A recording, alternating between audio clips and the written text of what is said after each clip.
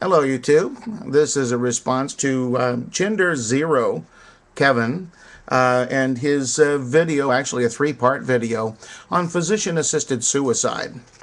He makes a lot of good points, and most of them, of course, are, he says he really likes statistics, are based on statistical analyses and on reports of apparently a medical journal.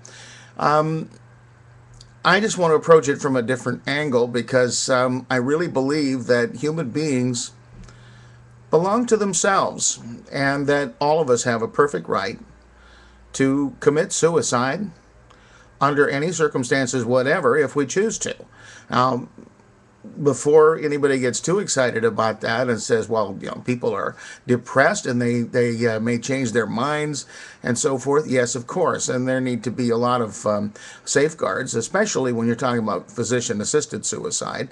Safeguards are certainly necessary.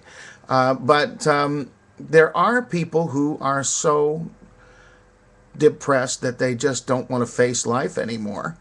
It may be a cowardly way to deal with it. Some people think it's the most selfish act possible, and they may be right. But in the long run, I think that we belong to ourselves, not to some god. And this is why I think that the laws exist against suicide. It's it's against the law to try to commit suicide. They'll take you and put you in prison, which may very much enhance your reasons for wanting to die in the first place. Because it is against the law to try to kill yourself. And these laws, whether it's admitted or not, really come from religion.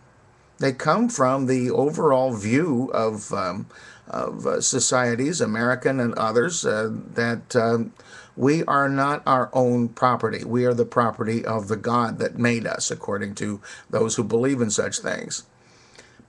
And that only He has the right to terminate our lives at whatever His pleasure. Meaning that if we have ALS, for example, Lou Gehrig's disease, and we are suffering consistently and constantly over long, agonizing periods of time, that we have to just wait it out until God decides it's time for us to go and suffer whatever comes.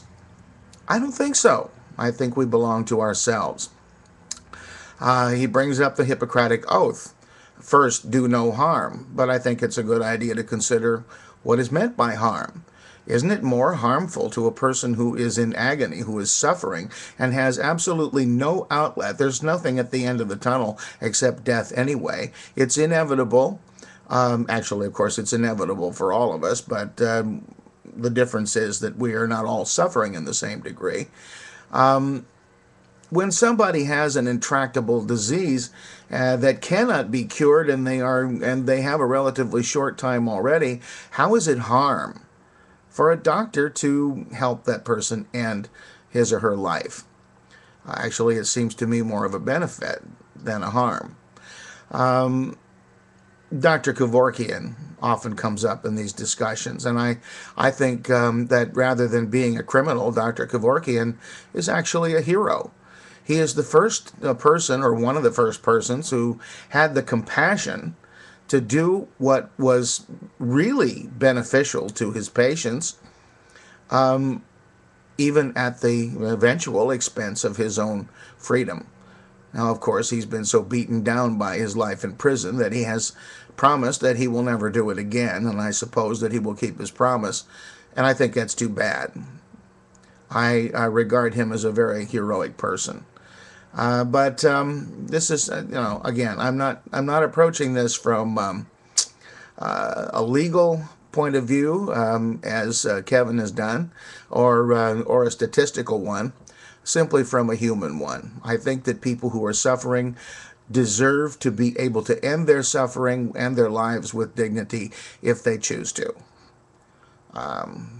I'm not going to go on any longer with this because I want to get as much response as possible.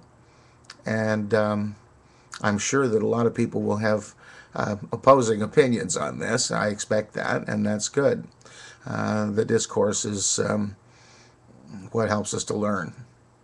Thanks for watching.